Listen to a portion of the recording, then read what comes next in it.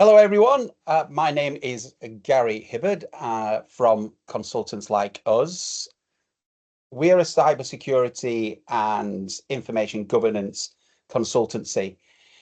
Essentially, we're here to help you understand and navigate the world of information security, data protection, and privacy. And I'm joined this evening with my good companion and partner in crime, Lee Scory. Say hi, Lee. Good evening, good morning, everyone. And also joined by Luke Keeley of iComply.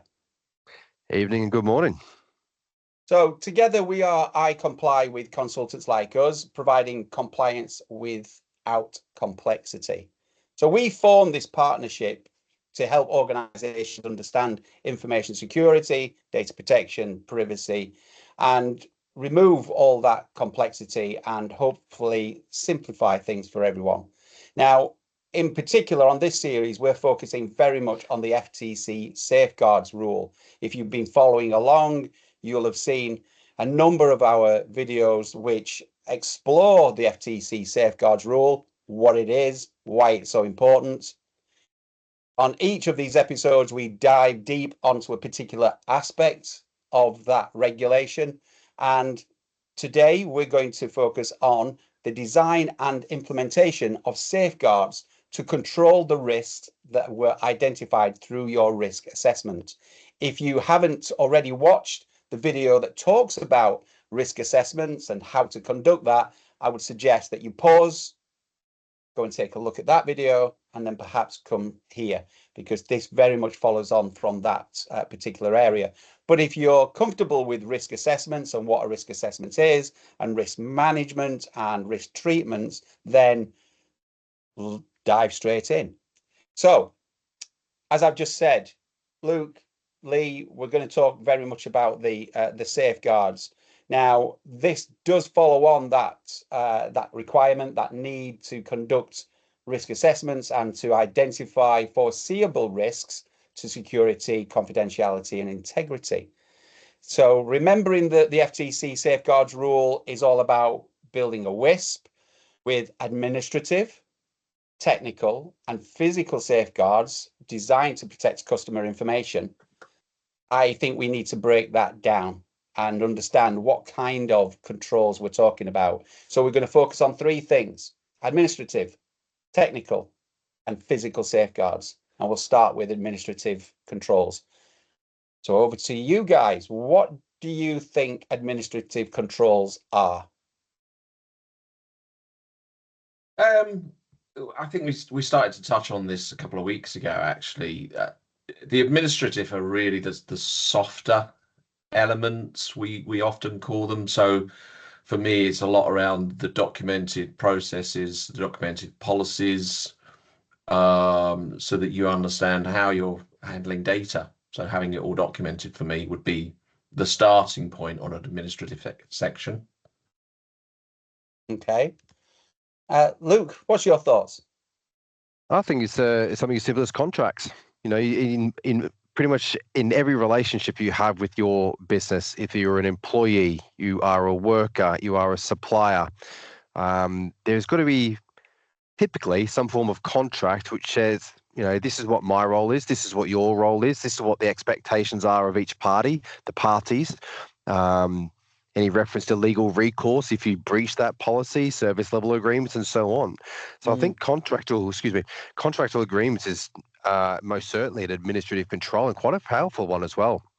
Even when you think about an employee joining the business, you know, you go through the onboarding process. One of the first things you do is you sign a contract of employment, setting out what the expectations of the business are to you and what you're expected to fulfill as an employee. And you know, in there, it actually will reference probably a raft of other things, such as the disciplinary procedure, administrative control, information security policy, administrative control, data protection and legislation. You got some more controls there. So I think that contract's probably one of the first things you'll probably find is it a really top level administrative control. That's really interesting, actually. Yeah, I think those two that you've just mentioned are really quite closely linked, aren't they? And you mentioned a key word there is expectations. with the things that Lee mentioned there around policies and procedures, the policies start with these. This is our expectation of you as the employee or the contractor or consultant working with us in the organization. This is our policy for access control or acceptable behavior, acceptable use of technologies that we use. So those policies that Lee mentioned there, but they're only enforced if you have a contract in place. If you stated that there is this is your roles and responsibilities within this organization or to this organization, and if you break your contract or you breach any of the policies that we put in place, then this is what is likely to happen. This is the disciplinary process, or this is the procedure that we'll go through should we need to end the contract between us, 30-day termination or whatever it might look like. So these are, by very definition, administrative tasks, aren't they? They're just the nuts and bolts of running a business, I think. Yeah. Arguably, but if you were to think about, we're looking about the controls, people will naturally gravitate towards technical and physical controls, the things like, that's got some meat to it. They're the things that really protect a business. They're not. What's the thing sitting behind a contract a lot of the time? Legal frameworks. And legal frameworks have got a significant amount of power. And that's where I think over the administrative side of the control aspect to the FTC safeguards rule, or which is even running a business. I don't think people recognize the power that comes with an administrative control like that.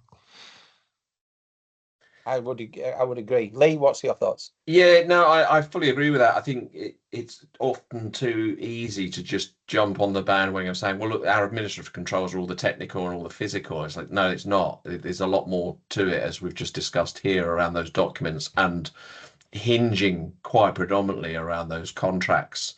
We've certainly worked with a number of clients who've got suppliers in the past, might have started off as a family friend, and the business has grown, and you've got all sorts of legislative issues to then overcome because your data's being passed from pillar to post from different supplier to different supplier just based on a handshake deal that you made with the neighbour's son 5 years ago. Yeah, I think it's a really good point, and we'll come on to suppliers in a minute. I know that service providers is dealt with elsewhere in the FTC safeguard rules, so we will dig quite deep into that at some point in the not too distant future. But you're right, it is that making sure you've got the basics right. You could almost argue that the administration piece is the foundational aspects of the controls that you need to put in place, and those contracts, whether that be with a supplier or with employees or with contractors and consultants, they're the things that absolutely need to be in place.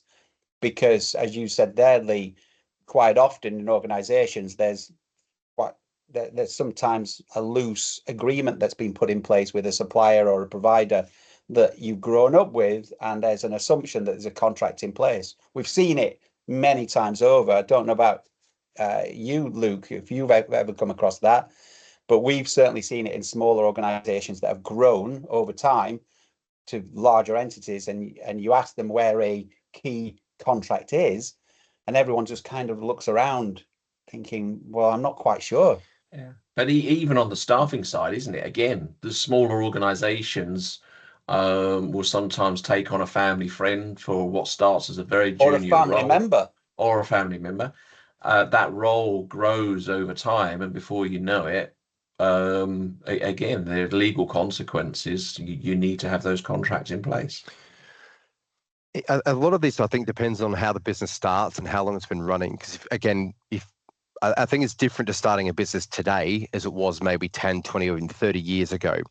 A lot of the time it's about getting revenue. You need to get the business moving. You need to make money to be able to spend money to use the money.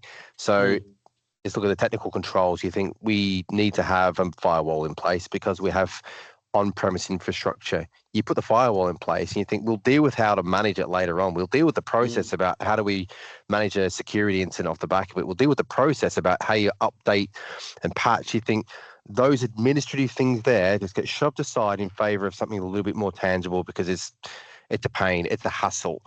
And they're the things that will most certainly bring you unstuck when, if you have a security incident or a data breach, the first thing that's going to be asked for is saying, just show you, how does all this thing knit together? How did you actually come about implementing this firewall? How do you know someone has to update the password policy? What is the policy? What is the process? What is the process? Administrative controls right there staring you in the face. Yeah. Let's be honest. We find information security infinitely fascinating and fun, and same with data protection and risk management and all these aspects of it. There is no but to this. Information security is awesome. It's brilliant. We love it. However, a lot of people don't like admin. It's not information security, it's admin. It's kind of that, it is that, the phrase we often use is, this is life in long trousers. It's like, you've got to grow up and you've got to be willing to sit down with a blank page and say, right, what are the roles and responsibilities of these people in my organization, and what are my expectations, going back to that, and then what's our policy for access control, acceptable use, for patch management. And those are the things that you've got to have in place, because if you don't, I think that is where, as you said, that's where people come unstuck. It's interesting. I mean, you say that you've got to have these things in place as a business. You don't got to have to. You could choose not to. From a risk-based approach, we, certainly the three of us, would certainly encourage you to think long and hard about what's going on. But that's also part of this point, isn't it? It's looking at your business now. You may have started off 5, 10, 20 years ago, and your business has been steadily growing. But if someone was to come in and audit you against your processes and policies, you may not have the policies and procedures in place. Everyone may know what they're doing. So this is a moment for you to just take that step back and say, what do I need to have in order to stay on top of this, in order to have a sense of comfort myself, for me and for my clients, that everything we're doing is above board. But I think that's the interesting aspect of this. Remembering what the FTC safeguard rule talks about is that the safeguards that you are implementing are based upon the risk that you identified, the foreseeable risks that you identified during your risk assessment. And I think this is where a lot of people miss something around information security, is that it can actually not just be beneficial because it'll minimize the data breaches and the cyber attacks and all these things, and it's a digital trust, I think we talked about last time, but it can help you become more effective and more efficient. So a piece of advice that we would give, and I think this is a good piece of advice for any business, is if you've got more than one person, so let's look at you and I, Lee, when we first set up Consultants Like Us, one of the first things that we did was we sat with a big blank page and we drew out an organization chart, and we wrote HR, finance, operations, sales, marketing, IT, etc., and a number of other things. And we put our names underneath each one, because what we were doing there is we were identifying roles and responsibilities. That was just 2 people. That helped me make sure that if I had a question about a particular thing, I know I didn't have to think, well, is Lee doing that, or am I supposed to be doing that? It was quite clear whose role it was, because we had defined it. We'd done that administrative task. So bit of a call to arms for anyone watching this is, if you haven't done that, if you haven't sat with an org chart, think about all the people who sit around your board table and identify what are their roles and responsibilities. Yes, is specifically around info security is really important, but just in general, do you know who's doing what around that table? I think that's a really great idea. I mean, I'm not saying that because you're here. I think it's such a great idea. I mean, even just setting out very early on, all right, well, that's your half, that's my half. Not saying that you've obviously isolating each other, but just saying, well, I'm the one who's going to configure the use of our email in Microsoft or Google or whatever it is. Something as simple as that means that you no longer just point to the finger, or in a worst case scenario, you neither of you pointing the finger. You just expect someone's doing it when they're not. Absolutely. So there's layers to administrative controls. Absolutely. And yes, you've got to have them. What you've got to have depends on you, really. You might have at its top level have an information security policy. It says A, B, C, D, and E. This is what we're going to do. How far down and how deep you go depends on regulation, how many employees you've got, how many countries you're operating in. There's so many variables, which might simply say I can go literally from one document down to maybe 10, depending on the complexity of your firm. Okay, so top line, because I'm very conscious we've got another set of controls to talk about, a couple of control areas. Just top line, 2 or 3 other kind of administrative controls that we haven't touched on, just that you would expect if someone said we have the appropriate administrative controls, what 2 or 3 different things would you expect? So yeah, Luke, you first. Can I list them all off in one? Yeah, just for it. So that people out the back of this, if you haven't done it, you've got to go away and start to explore these. So yeah, go for it. Okay. Whether you're going to class them as controls, as a minimum, non-disclosure agreement, that's a control you need to have in place. Contractual, but legal. Cybersecurity incident response plan or incident response plan in some way, shape, or form. Whether it's a control or not, still an administrative safeguard. Business continuity plan, control, still an administrative safeguard. I'm going to pause. Say again, sorry? That's your 3. Said 3. Okay. There you go. Right, there's your 3. So there you go. Lee, same vein. Are there any, what you would expect if someone said we've got what we think are the best administrative controls in place? What kind of things would you expect to see? Business insurance springs to mind. So making sure you've got the right level of insurance for your type of business operations and for your number of staff as well. What else? Administrative employee training. There's all these different controls coming out around legislative requirements. Are your staff trained up for those? And we've talked about them quite in depth in quite a few of these webinars. So that would be another one of mine. Luke's pinched my business continuity one. So awesome. I think, given that we're talking about safeguards rule, keeping on top of things would be audits of some description, management reviews or reviews across your senior leadership team or management team to make sure that you are staying on top of your risks and staying on top of your policies and processes. And that, to me, would be one of the biggest administrative task that recurs very, very frequently across the year. Continuous improvement. Improvement. That's a thumbs up, mate. You don't want to be. It should be a thumbs up. I don't know why it's given a thumbs down. It's sorry, everyone. That was not a thumbs down moment. I was going to give a thumbs up there. So yeah, but no, there you go. Look at that. Just. You can tell the Mac users. You're absolutely right. I think all of those controls are absolutely brilliant, and again, urge anyone to go back and listen to those controls again and think about whether they're applicable based upon your risk assessment. So again, the FTC safeguards rule talks about 3 key areas: administrative controls, physical controls, and technical. So we'll just talk about the physical one, because I think you said earlier, Luke, that it's almost too easy to go for the technical. That's where people's mind instantly goes. So let's leave that to the end. What about physical controls? What kind of physical controls would you be expecting to see in an organization?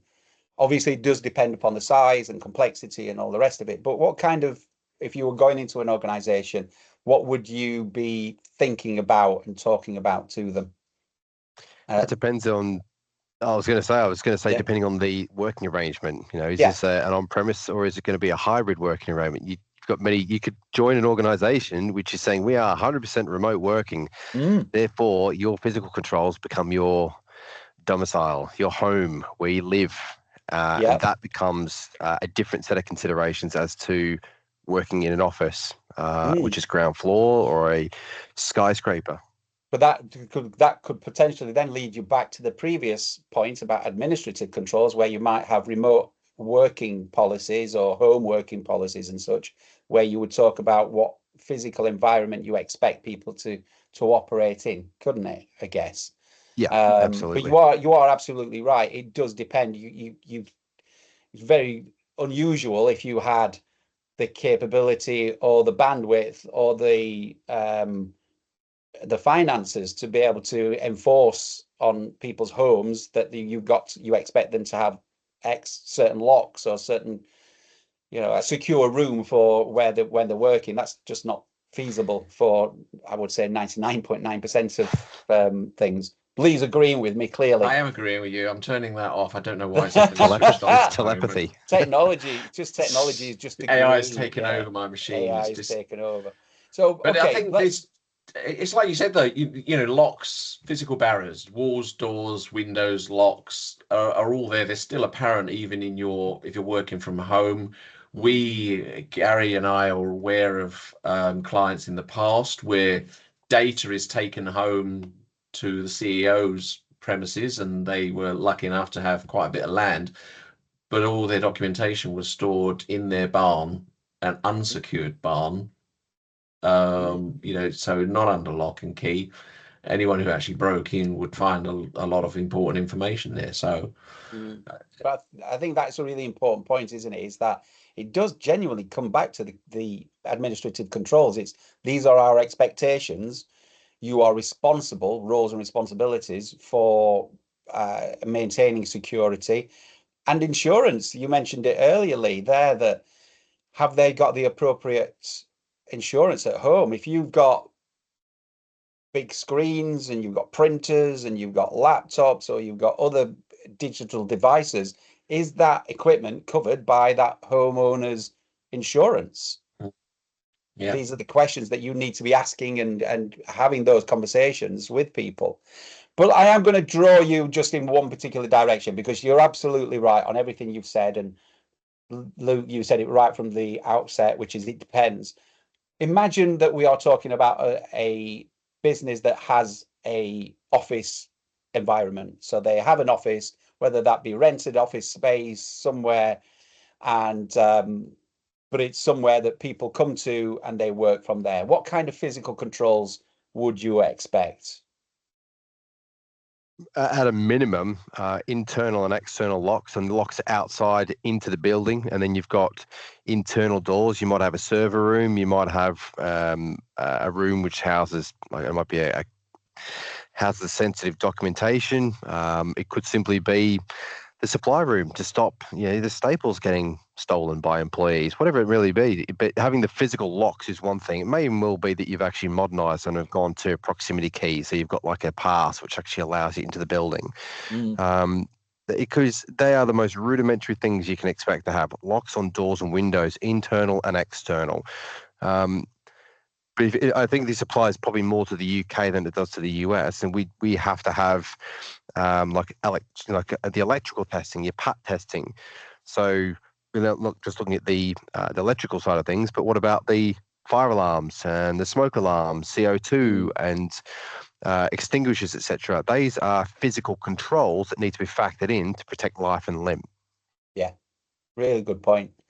Yeah, Lee, what's your thoughts? Anything above and beyond what Luke's just mentioned?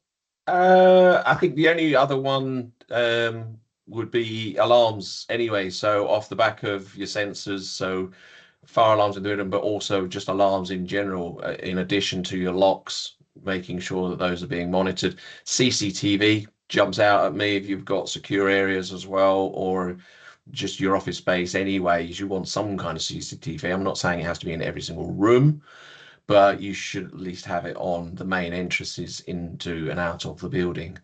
Absolutely.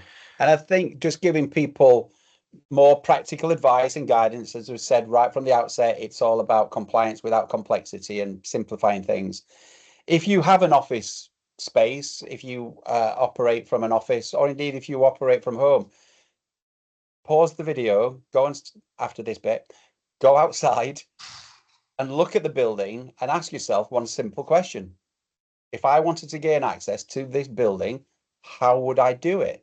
If I want to trick my way into this building, into my office, how would I break in? And walk around the perimeter, have a look. Are there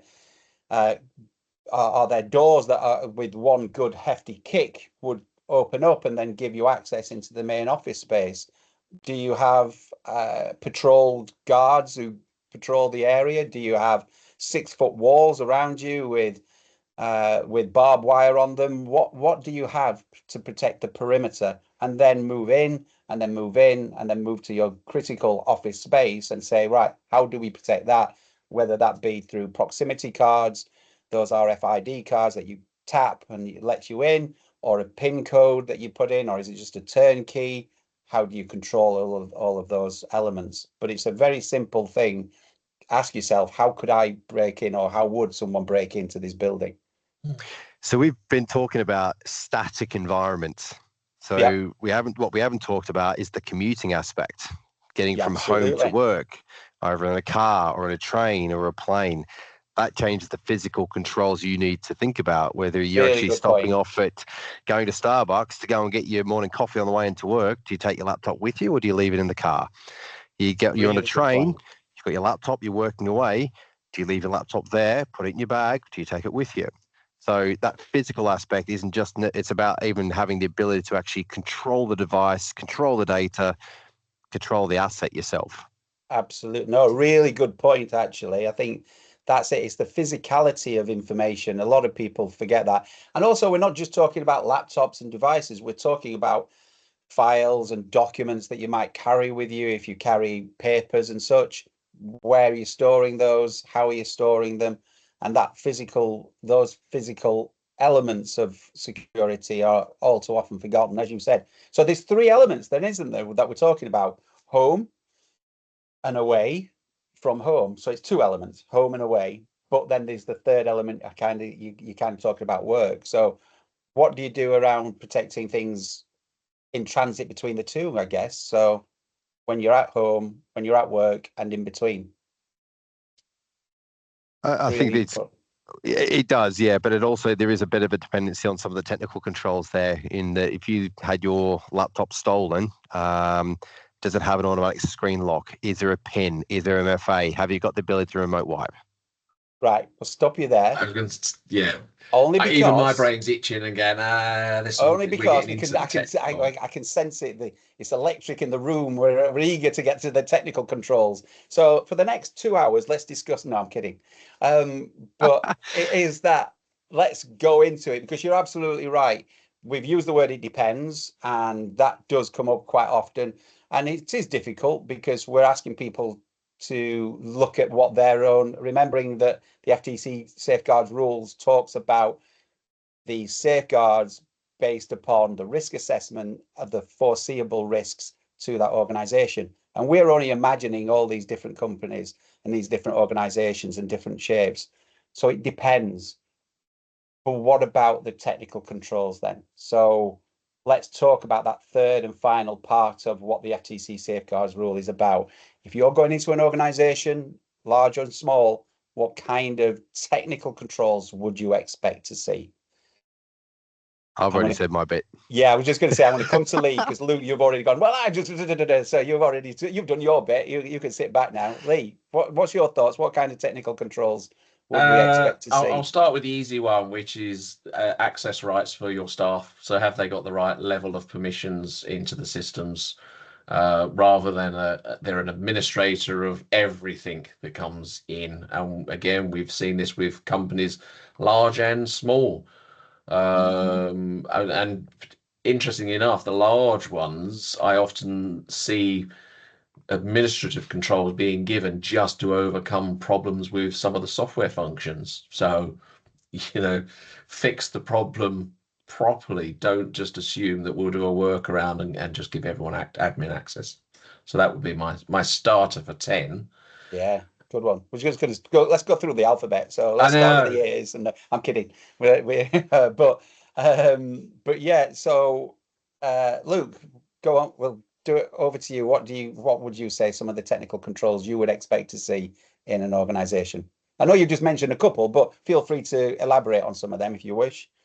Yeah, look, I think as a bare minimum, every firm that's connected to the internet, everyone needs to have endpoint control, like antivirus, anti-malware, however you want to term it, some sort of endpoint protection. If you're using a laptop, tablet, phone, whatever it may well be, you need to have some level of endpoint protection connecting to the internet as a bare minimum.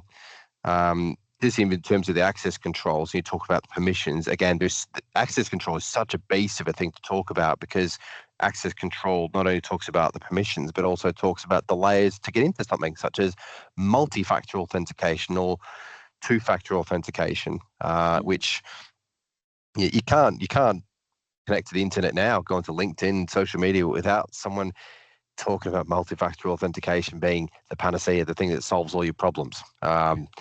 It's important. It's important, along with everything else. But yeah, I'd say that, look, access controls is big, and access control isn't just a digital thing; it's also a physical thing. So you need to look at it in its broader sense. Yeah, I think that's. Sorry, Gary. No, go for it. Go for I should say, I think that's a very interesting one around those technical. And again, we are connected to the internet pretty much 24/7. But looking at your phone, so is your phone's network configuration set to just connect to any open network wherever you are? Because that's a danger in itself, and that touches on both the softer controls. Is what is the documented policy around use of open network environments? But certainly, from a technical point, go into your phone settings and make sure it's not just connecting to any network that it can find that is freely available. Yeah, I would agree. And I think that, funnily enough, when I was thinking about these are the kind of technical controls, I was thinking about mobile device management, whether you use a proper solution, an MDM solution, but also, and it circles back to administrative controls. What's your approach to bring your own device, BYOD, or as I prefer to call it, bring your own disaster? It's that situation of, do you allow people to bring their own devices and connect their own devices to your corporate network and download files and documents onto their personal device? What happens when they leave your organization? Do you have the right to wipe that device, which has got their family pictures and videos and such? Well, that comes back to your policies and your contracts. So all these things, people see them as these distinct, almost three things, different, but they all interrelate and interact with each other, don't they? They overlay. Oh, massive. So it's like a Venn diagram. It's like the confidentiality, integrity, and availability. If one of those things falls, invariably the whole thing will fail in some way, shape, or form. And I think these controls will invariably point to one another. And you think physical, it's not just physical, because physical probably needs to have some administrative thing to tell you what the physical need is needed there in the first place. Yeah. Yeah. No, Look. Yeah. Go on for it, Luke. No, I just think, I mean, if we talk about the encryption's an interesting one, because it is a legal requirement in a lot of places, particularly from a financial standpoint, even from a healthcare. They'll mandate you have to have some level of encryption in place. That's a technical control, but there's also an administrative aspect about what your minimum standards are when you're connecting to the internet, when you're using Wi-Fi. The administrative things is the thing that documents what the minimum standards are. The encryption is the technical control that actually protects the doing aspect. And I'm going to throw in the administrative piece, which is certain forms of encryption might land you in hot water if you don't understand what that kind of encryption is, depending on what jurisdiction you're going to be transferring data to. So Indeed. You've got a legal and regulatory aspect. So you need to understand the legal framework, the data protection laws in the various different regions that you might be transferring data to. So again, back to that Venn diagram, they all have that interrelation, don't they? But is encryption a technical or administrative control? I would say it's a technical control. but managed using administrative measures. Is that that's a political answer for you? No, I think it's both. I think it's Yeah. both. I think it's both. I think it is Yeah. both, but it's more. It's not as administrative, certainly not as administrative burden as it used to be back in my day, as I often like to say, where we used to have encryption keys on floppy disks. Yes, Yeah. floppy disks really did exist, folks. Yeah, yeah. It's not just a save icon. No, yeah. No one's 3D printed the save icon. Yeah. So But it's yeah, interesting, sorry, just to interject on that, when you say, is it a technical control or is it administrative control? The interesting thing is that one of the controls, certainly within ISO 27001, the International Standard for Information Security Management Systems, has data masking as one of the technical controls. And data masking, of course, is pseudo-anonymization or anonymization, meaning is the data encrypted? So it's a technical control in data masking, but it's often controlled using some administrative policies and such, and that's how it's applied. And what is encryption can it be applied to? Physical and digital. You can encrypt a hard drive, you can encrypt your phone, you can encrypt your laptop. So yes, it is an administrative aspect to it. Yes, there's a digital aspect to it, but there's also a physical aspect to it. So if you lose your phone when you've been traveling from home or to work and you've stopped off to get your Costa coffee and you left it in the car, if you get it stolen, then you've actually got the ability to remote wipe it, or you have actually got the safeguard there that if somebody gets it, they can't get into it because it's encrypted, because it's password protected. Yeah, absolutely. So, very conscious of time. So again, there's so many different technical controls that we can talk about. Just very quickly, in summary, just a couple of other technical controls that we may not have touched on that you think you would expect organizations to have in place. Or indeed physical or administrative if you wish, but yeah, let's see if we can stay on the technical controls. So just a couple of the controls. Luke, what do you think? If you're in the office, then a technical control would be something like a firewall. So that would actually do not only just protecting what's going out, but what's outside, what's inside going out, such as your data loss prevention and your web filtering. Those are some technical elements that would go through a physical device. Okay, perfect. Lee, any other thoughts, final thoughts on technical controls? Patch management, nice and easy. You can set these things up to auto patch themselves. Definitely something you need to keep on top of, making sure that your devices will still handle the latest operating systems so that they get the latest security patches. Yeah. Okay. So I'm going to throw one last one in, and it's purely because no one's mentioned it. AI. Yeah, it's like a law. It's like we've got to mention AI on every single one of any cybersecurity presentation or webinar. We must talk about AI, but that's for another time. But AI is arguably a technical control, or is it an administrative control? Discuss on the next version, on the next edition. But yeah, I mean, all joking aside, AI is a control, or we need to control the use of AI. And I would argue that's probably more of an administrative control, but we can discuss that on at another time. So with that, thank you everyone for watching. Hopefully you got some value from that. Go and stand outside your building, tell people what you're doing, because they'll just wonder why you're standing there looking at your building and imagining how you can break in. Take a closer look at your risk assessments, and then think about the administrative, physical, and then technical controls. So thanks, Luke. Thanks, Lee, once again for participating in this series. And in our next discussion, we're going to continue this journey into the FTC safeguards rule, and we're going to go into more detail to the next kind of requirement, following the implementation, the design and implementation of these safeguard controls, we need to think about how we test the effectiveness of the controls. What does that look like? And that includes a number of different ways of doing it, but how do you monitor and measure the success of the controls that you've put in place? So thank you, everyone. And until next time, don't forget to like, comment, and share, because you never know who you'll be helping. You'll certainly be helping us reach a new audience. But thanks once again, and we'll see you on the next video. Bye-bye. Thank you.